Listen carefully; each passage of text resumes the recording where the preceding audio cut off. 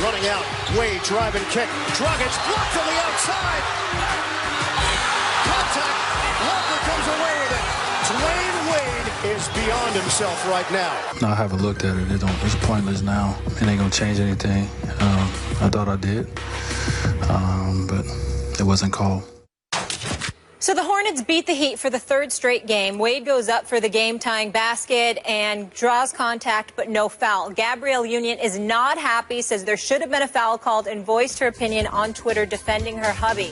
Absolute BS. They need to get fined, period. Crappy. Officiating deserves a fine and a suspension, not after the fact. Oh, well. Stephen A., was Wade fouled? He absolutely was fouled. Skip, I watched this game. I watched the entire second half of this game. Got to give props to the Charlotte Hornets. Incredibly impressed. Give some love to Jeremy Lin, who was in attack mode all night long. And somehow, some way, with him and Kemba Walker on the floor, the Heat really seem to have a problem defending these guys. No question about it. Nicholas Batum coming back, drilling two pivotal threes. That definitely mattered as well. And, of course, you just got to give a lot of respect to what you're seeing from the Charlotte Hornets. But in that particular case with Dwyane Wade, he clearly was fouled because Zeller did have his hands up, but he also jumped, and he jumped forward. So because of that, he assisted in the contact, and as a result, in that particular instance, Dwyane Wade was definitely fouled. Then you also have to take into account that he is a star in this league. He is a three-time champion. He is D. Wade, a future Hall of Famer. You are down 2, and you have an opportunity in that situation to go through the free throw line. And worst-case scenario, he goes to the free throw line, and he has an opportunity to tie. There was really no excuse for this call not to be made, but it was what it was. And I will say this, Miami kind of put themselves in this situation in this respect. I've been very underwhelmed by Goran Dragic and what he has done this year. He doesn't seem to be ambidextrous. He doesn't seem to be an individual that is nearly as potent offensively as I thought he would be. Certainly not worthy the $80 million that he's gotten. Props to Bill Duffy, the super agent, for getting him those dollars, because I'm not sure he deserves it. I look at a guy like Joe Johnson, for example, who I believe is just smooth and silky, and he's big time. But Joe Johnson, I need more than 13 points from you, bro. You can't just you can't show up and just leave it for Dwyane Wade to come to the rescue. Joe Johnson is more than capable of making noise offensively, significantly more noise than 13 points would illustrate. But in the end, the Charlotte Hornets deserve to be up 3-2. They deserve to be in a position to close out this series and advance for the first time in years. I'm proud of my man Michael Jordan and what they have done with this franchise. Steve Clifford, to me, is a really good coach. But in the end, it comes down to the fact that D. Wade was fouled. Gabrielle Union Wade, his lovely wife, my friend, was definitely right in what she was saying. But I will say this, for those that would go off about how she came across, she was actually very nice considering how she could go off, because I'm here to tell you proof positively that she could have said a lot worse, and she is fully capable of saying a lot worse. Take it from me. Wow. Well, believe it or not, I also watched this whole game last night. I watched every dribble of this game because I have really liked this Miami Heat team all year. Unfortunately, they've lost Chris Bosh. And now I'm really starting to like these Charlotte Hornets. And I do agree with you. I immediately tweeted about the non-call. How can Cody Zeller get away with body fouling not just Goran Dragic or something? It was Dwyane Wade. Has it come to this for 34-year-old Dwyane D. Wade that he can't get a call with seconds left at home in a pivotal playoff game? That's a rep call, right? Isn't that a reputation? Don't you just get that question because you're Dwyane Wade, because you've earned it? And I'm not saying a gift call, but it's, you know it. You've been watching this game for a long time. It's just an obvious foul. Anybody, I don't care who it was in that situation, it could have been Josh Richardson. I'm calling the foul on Cody Zeller. I mean, Cody Zeller isn't even a starter for the other team, and he got away with that? Come on now. So I was just crushed for Dwyane, because it looked like the refs have decided, you're not what you used to be. We're not going to give you that much respect anymore. Let me touch on that. Yeah. He shot 11 for 19 from the field last night, finished with 25 I think points. he's been really Skip good. Bayless, if you watch Dwyane Wade this year, I'm sorry, I think he looks better this year than he did last year. Correct. I'm with he's you. lighter. Yep. He's lost He is. about 10 to 15 pounds. I'm with He's you. got some spring in his step. Yep. And I mean, these folks who have written off Dwyane Wade and said that his career has come to an end have been sadly mistaken. Yep. He doesn't look like that at all. So, I mean, and then when you combine that, Skip, let's keep in mind, it's 90-88. Worst case scenario is that if you give D. Wade the foul, which, by the way, he earned because he was fouled, he has to go to the free throw line. He has an opportunity to tie it. He does. And push it into overtime or for the Charlotte Hornets to get a last shot. There's no excuse for this call not to have been made. It really isn't. I'm None. with you. And speaking of Goran Dragic, Pat Riley loves him some Dragic. You know this. He raves about him publicly. This was his target. He needed this guy to run his show. And I am with you, Mr. Smith. I'm not seeing enough, especially in games of this magnitude. I'm with you. It's all left-handed. And I think Coach Spo was with you last night because Dragic in the fourth quarter played 5 minutes and Josh Richardson played 11.5 minutes. Unfortunately, go ahead.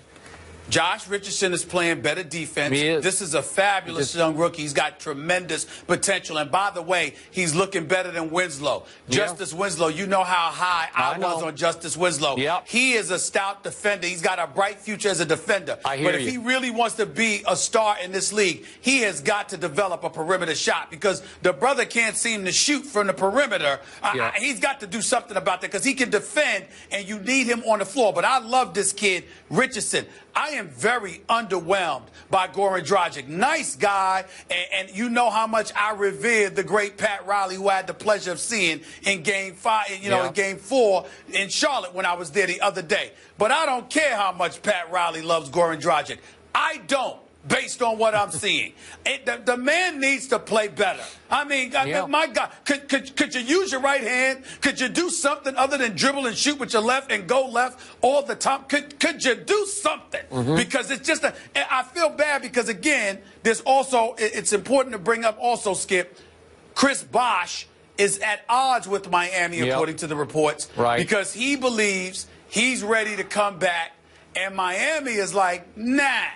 You ain't coming back because those blood clots are nothing to joke around about, and we're not taking that chance right now. If Chris Bosh were playing, not only would I be predicting Miami to go to the conference finals, I might be predicting that they would go to the finals because on the roster as presently constructed, I believe they could beat anybody with Chris Bosh added with Joe Johnson. But still, Goran Dragic, very underwhelming as far as I'm concerned, very unimpressive. So here's what I saw in the fourth quarter last night in Miami, pivotal game.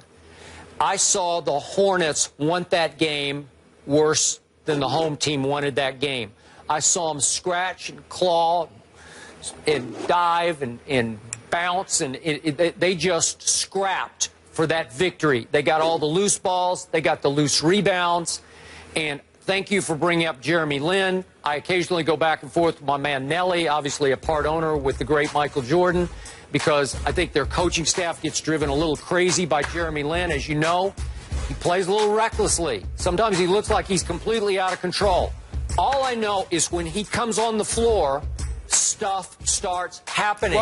It's not always great stuff, but a lot of times it's pretty good stuff because he just flat out attacks every defense. He's fearless. He takes some bad shots occasionally, but you got to admit it, he makes more good happen than bad happen. Well, I'm glad you brought him up because I feel compelled to address this subject. When he was in New York and everybody was going off about Linsanity, I was like, pump the brakes. He can play, but he's no star. Y'all need to calm down and stop the nonsense.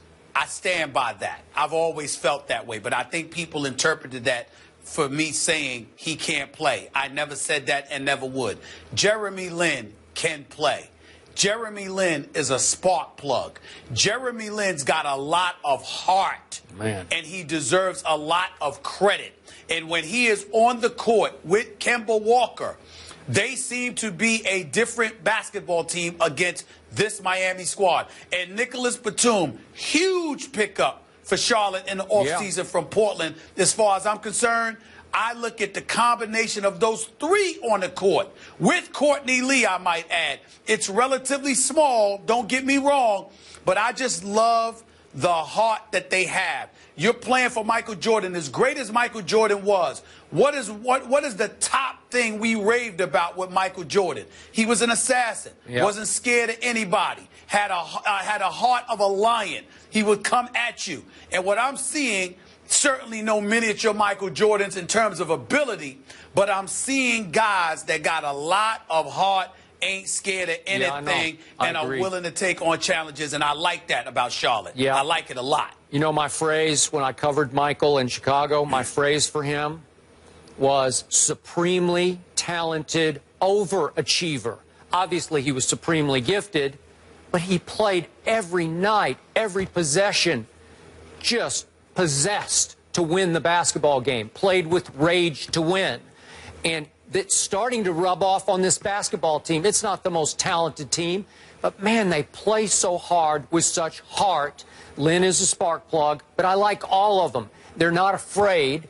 And it looked like last night when Miami was up 7 with, what, 9.5 minutes left at home, I thought, okay, you close this deal, right? They couldn't close the deal. And I'm starting to wonder about Miami's heart. Not that they don't have any, but they've lost some heart without Chris Bosh, obviously. So are they to that point where they're saying, gee, we're just not good enough to pull this off even against this team? They just want it worse than we do? I think if you have a D-Wade, you have a chance. If Joe Johnson steps up and joins him, you have a chance. If I'm Spoelstra, I bench Goran Dragic in the second half, and I'm putting in this kid Josh Richardson because I like the way he defends and he shoots and he's got a lot of heart. Outside of that, I would say this. Kemba Walker is no joke. Now, I wouldn't say he's top 5 yet, like some people have called up to my radio show and asked about, because there is Russell Westbrook and Chris Paul and Steph Curry and Kyrie Irving and Damian Lillard. But Kemba Walker is no joke. This brother can play. And guess what? He gets hot. You can't guard him. No, you can't when he's hot. I agree, but you realize he went 4 for 18 last night, and they won on the road at Miami. That had something to do with Jeremy Lin and everybody else. Batum made the threes. Marvin Williams made a big 3. They all do little big things. Way to go, Charlotte. Don't hate on UConn, Skip. How did I hate on UConn? Kemba. He went to UConn? Oh, come on. I forgot about that. Stop it. Oh, stop it. Game 6 Friday in Charlotte. So we'll have more on the NFL draft coming up. These two will be live tweeting, which is always fun. But sometimes for those teams drafting tonight, it's tricky. Yo, Stephen A., hit it. Let's go.